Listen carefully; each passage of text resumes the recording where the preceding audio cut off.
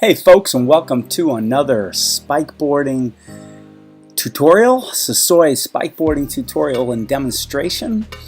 We're going to show you a very beautiful demonstration today in probably one of our all-time favorite places all over the planet. Everywhere we've been nothing even comes close to how nice the Sloans Lake area is in Denver, Colorado. And recently, just about the entire neighborhood has been brand spanking new. And as you can see, it is the middle of October. Tomorrow it's going to be 26 degrees and snowing. So you can take a look at a video called Winter Spikeboarding Denver, and you will see a slightly shorter version of these same roads covered in snow. And there's a little bit of editing. We either got caught up with some traffic, had to make it across a road, or we're checking the camera, make sure it was running. But we're headed toward the bottom. We started at 29th Avenue, and 29th Avenue is not the top of Denver, but it's darn near the top. So I think 36th Avenue around there is the highest elevated point in Denver. Denver is pan flat virtually. It's very low. You got to get yourself out to Golden, and that's the beginning of the Front Range or Boulder. For those of you who don't know Denver, and you ever thought it was some wild and mountainous area, it's not. It's the Front Range. It's very flat, and that is why Sloan's Lake is so absolutely wonderful, because it has a high side and a low side, and it has like the perfect pitch. You couldn't get more perfectly inclined than what Sloan Lake area has. Because it's not super steep, although it has one or two little blocks that are nice and steep. Rain is pretty good, but they're short blocks, and then you can get down them really easy. You can carve just about all of them side to side, and you can do all these no-touch loops. You don't need to touch the ground at all to stop. You might Kuby cross to kick and spike. So you're watching spikeboarding. It's a simplified form of cross-country skiing, and it basically involves the use of a board that's optimized for spikeboarding because of its length, because of its drop, because of its fender cover over its wheels, so you won't nick your wheels with your skateboard spike, and you won't step on your wheels during your switch kicking. And of course, a skateboard spike, as I just mentioned, is very similar to a ski pole, but not, because it doesn't have a strap, and because it's a little thicker and beefier, and it's similar because it has the same carbide spike tip at the end of it. And then at the handle, it becomes very different. It's got a silicone grip, which helps for vibration dampening, as well as insanely fantastic positive grip. And then of course it has a top handle that's optimized for stand-up spike. Without it, you'd be challenged to perform the stand-up spike stroke properly and keeping your vector line to the rear. So as you can see, it's a constant exchange of stand-up spike to Kuby cross. And notice how at the moment of impact there was a little nick of the fender. And so if you didn't have your wheels covered, you can nick your wheels, and you could either go on vacation, or you could also just have it pop up and be slightly rude and violent. So you want to have your wheels covered, and that Sasoi board is 5 centimeters off the ground. So that's probably as low as you want to go without scraping your shovels on the front of your board when you're turning. And you want to be as low as you can go, obviously. It's just going to be less taxing on your calf and your quadricep for when you're actually kicking. So as you can see, we're just monkeying around here down headed towards near 17th Avenue, but probably won't make it down to 17th Avenue. Turn around a little before then, and some of these streets that we're going to be on are actually the streets of the very first loop that was ever made. And of course, spikeboarding athletes name their loops. Go ahead and find your own loop, give it a name.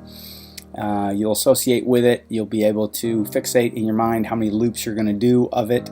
It's like naming a swimming pool. So, Fuzzy's natatorium. Hey, I'm going to the nat at Fuzzy's, and I'm going to swim X amount of laps. So it's the same with the loops. Try to give it a name, fixate on it, know the topography of it, know its every crack and nook, and just come and do loops. And then of course the sport also does out and back and big open road. And today we're just monkeying around, not following any given structure at all, only because this area is so certainly divine, and you're seeing it, and we're not really following any path, so we're just sort of had at it. And we're going to end up on part of a loop that was called, there we are, we're right on it right now. So there's a part of a loop that's called What Kids Want, and you can find it, just Google it, What Kids Want Denver Spikeboarding. And we came up with 5 names, put it on multiple choice, and had some local Denver kids say, hey, give this loop a name, pick from these 5, and they chose What Kids Want. So this is part of What Kids Want, and here we are doing cadence on the ones, and we're also doing 1 over 1 very casually. We're probably just 2 or 3 blocks away from 17th Avenue. There's Sloan's Lake for all of you who know it.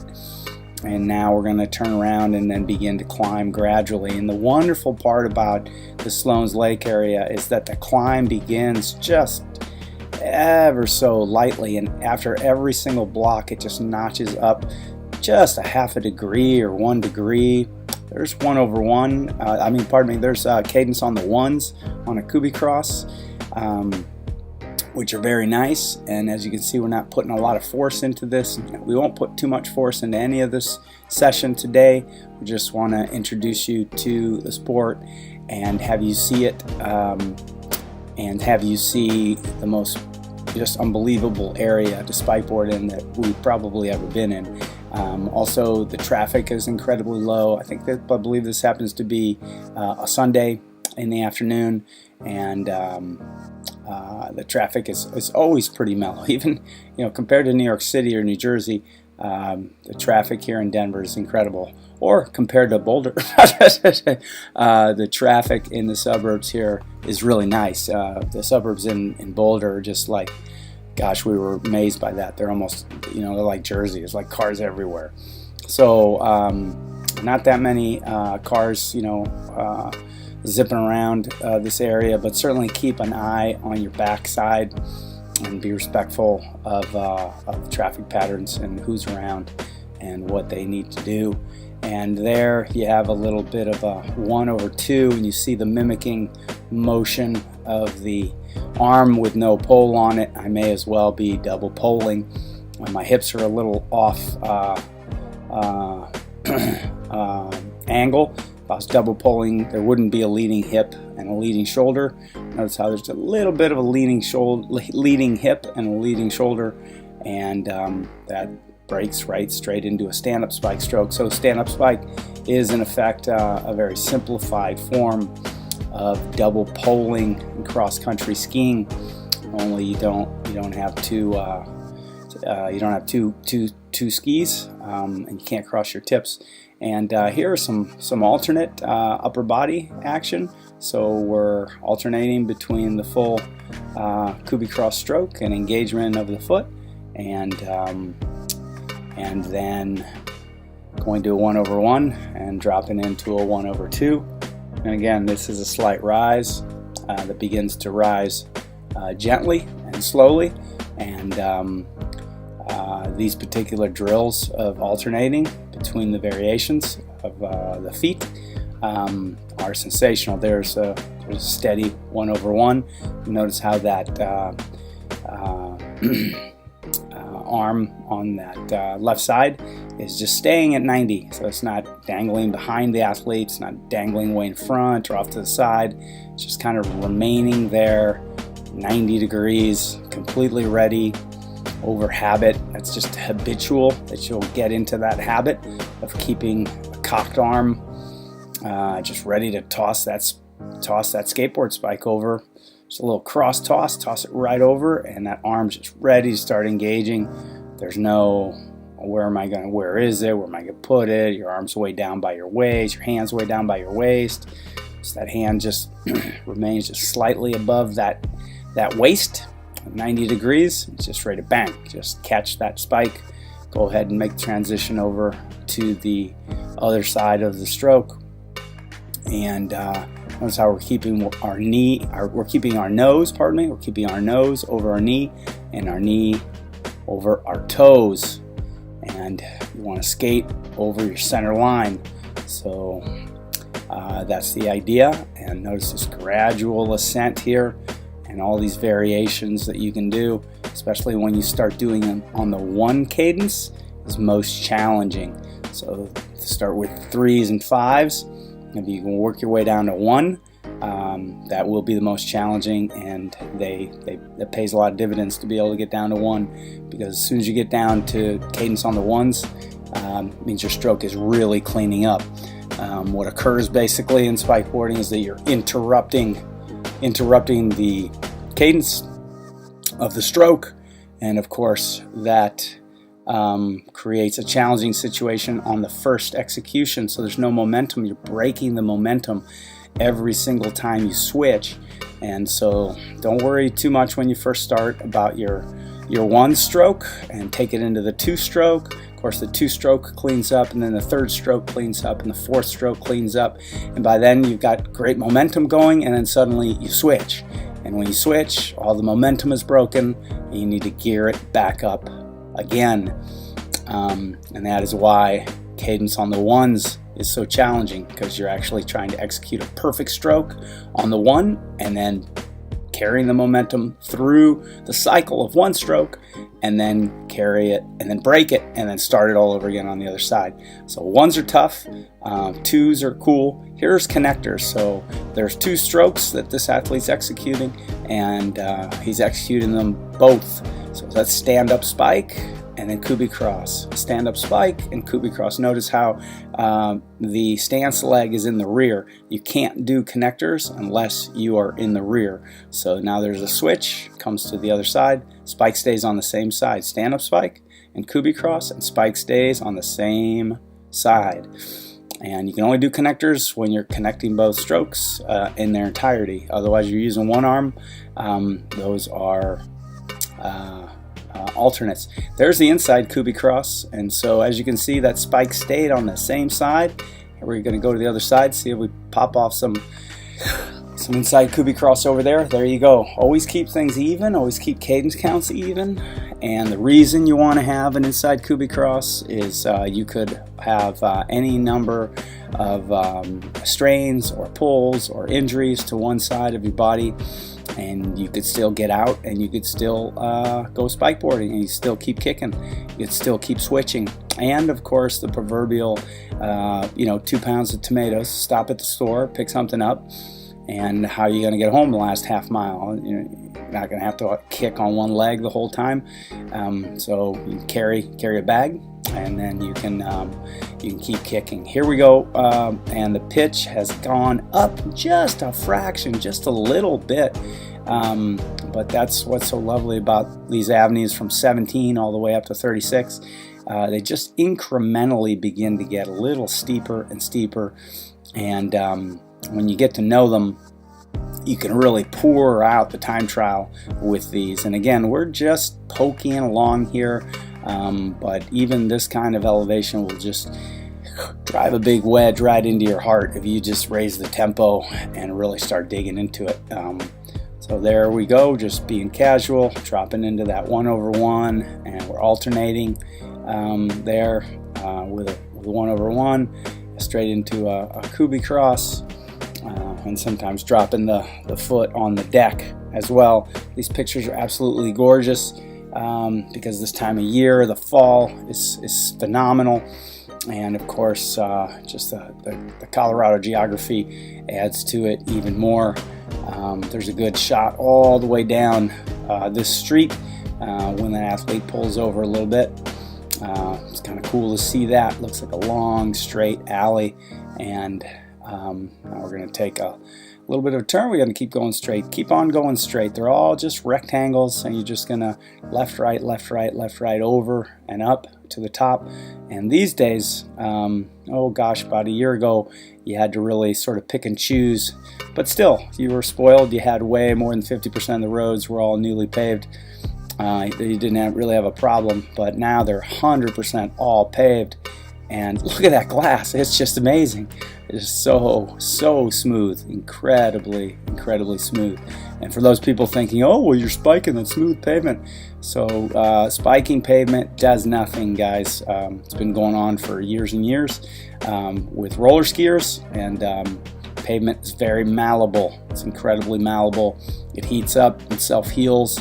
Tires will come by and step on it. So what's going to erode pavement is water expansion and tonnage. That's what destroys pavement. So you could spike this by 10 million people spikeboarding, and it wouldn't do anything to the pavement. Cars would come by, just flatten it back out like clay. It's very malleable substance. So fear not. One spikeboarder didn't make all the potholes in Manhattan or Sloan's Lake. Don't worry about that at all. So the pitch keeps going up, as we see here. And the trees just keep lighting on fire even more and more. Those are beautiful when it goes through that orange and yellow, green.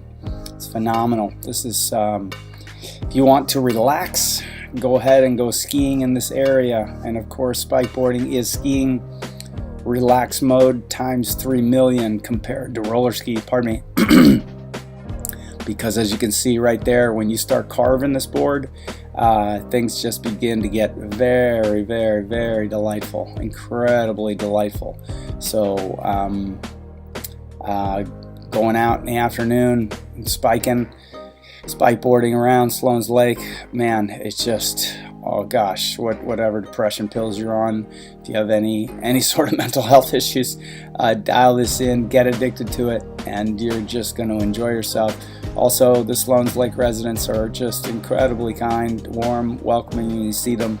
Everyone's really nice. So you come spikeboarding here, respect all of what you're doing, and respect the neighborhood, and treat it kind, and the neighbors will treat you kind, I'm sure. So now we're headed west, and we're still getting a little bit of a rise. And there's the stand-up spike stroke, and doing a little bit of turning left and right. And of course, when we turn the board on one leg, these are a little bit of advanced maneuvers. When you first start, what you do is you basically stroke into straight and then stand on the board, lean to steer a little bit, stand on the board, lean to steer. But as time goes by, you begin to go ahead and move your feet left and right over the rails, and you begin to really execute one-footed turns that much more expert, and that much that degree of ability better. Here's a little roundabout which we'd never seen, so we went ahead and took this roundabout. And what you want to do in a situation like that, we didn't come back to it, but if you want to do a skill set there, you'd want to take that roundabout with each leg and go in each direction 4, 5, 6 times. So one of your legs is going to be naturally dominant, and the other one is going to be less dominant.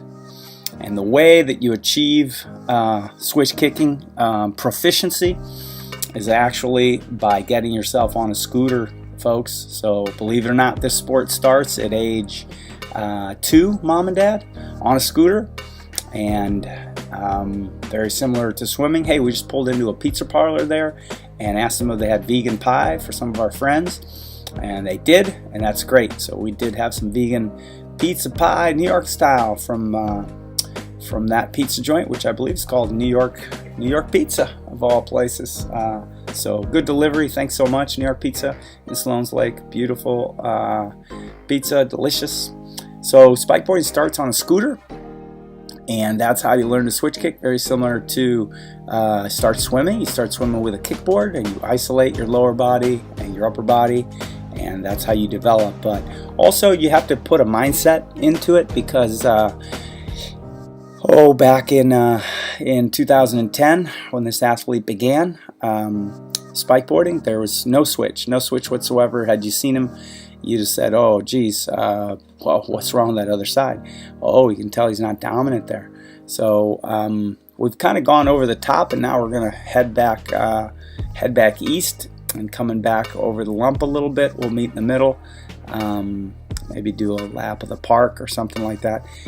So the way to learn to switch, there's some alternates between a stand-up spike and a 1/2, is to actually imagine that you're hanging out with a 5-year-old, and imagine how long it would take the 5-year-old to come up to speed with whatever task you were doing as an adult age. So let's just say your adult age is 18 years old. Well, it would take a long time for the 5-year-old to begin to get up to speed. And if you love this 5-year-old, you'd just hang out and wait until they began to go faster than you, or at least the same speed as you. And if you had some sense of development, you wouldn't rush them, and you wouldn't push them, and you wouldn't do anything of that manner. So it's the same with your non-dominant side, only guess what? It's going to come around a heck of a lot faster than it takes a person to go from 5 to 18. You're going to be able to bring up that non-dominant side much quicker, but you need to dedicate. You need to dedicate to slowing down and only going as fast as your non-dominant side can go. And that basically means slow, really slow for the first 5-6 months. You're not going to be zipping around all that fast. Some of you will pick it up faster than others, but it does take a little bit of time to get your ambipedal skill set going. But trust us when we tell you that it's going to be really good for you. As a matter of fact, if there's researchers out there, we need to find them, and they need to help us research what on earth the kind of development that switch kicking does to the mind and body. No one's ever studied it, because switch kicking is not something that people have raced at World Cup. Things that don't get raced at World Cup or high levels of performance for big prize money and glory in sport, they just don't get studied. So Human Performance studies racing, and they study geriatric, but they don't study much more. And the scooter kick and the skateboard kick, they've never been raced at high performing levels, and therefore no one's ever studied them. So, but have some patience. Here we're doing a little cadence breaking, coming down from the top. We just went around that park. That park is the top of Denver, very, very tip top. So now we're back to sled riding, and we're going to head back down underneath 29th where we began, and then we'll bow out. But the ambipedal skill set, getting back to that, have some patience. We've actually used the whole metaphor of conjoined twin. That worked for us visually in our minds. So you have a conjoined twin, and you just can't start getting impatient and screaming or shouting.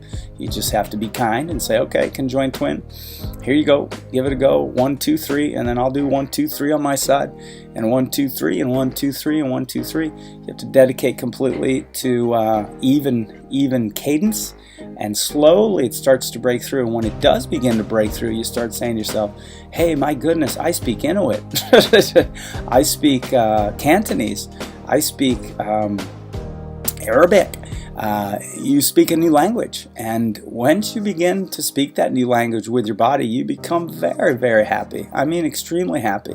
And most of all, if you've got a desire to Kuby cross, the switch kick is the most challenging part of the Kuby cross. It really is.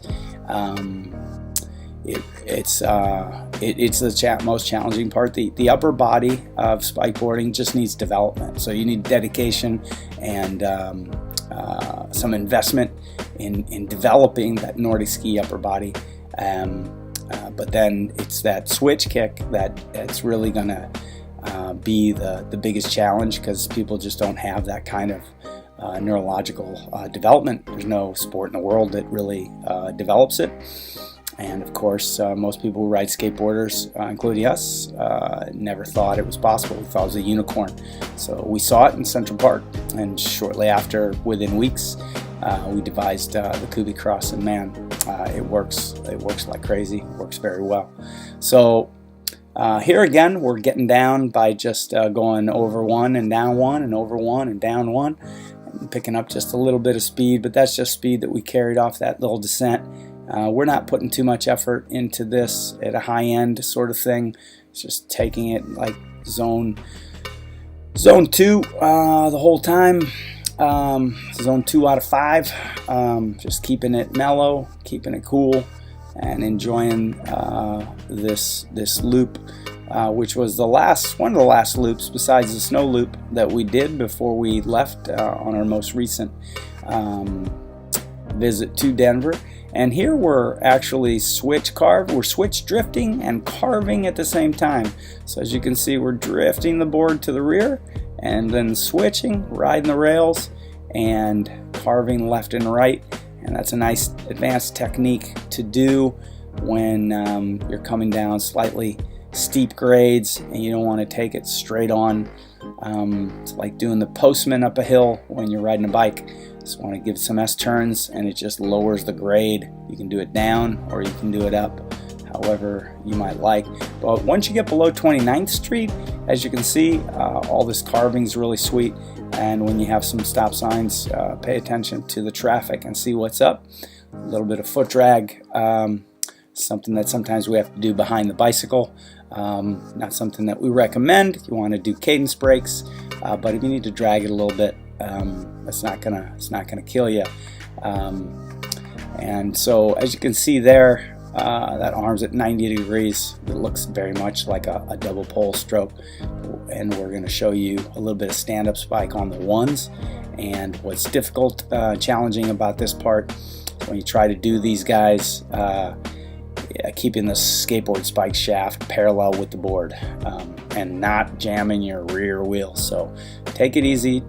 Follow a lot of our videos, how slow can you go drills, dryland drills. And remember, you can only go fast if you can go slow, absolutely, perfectly.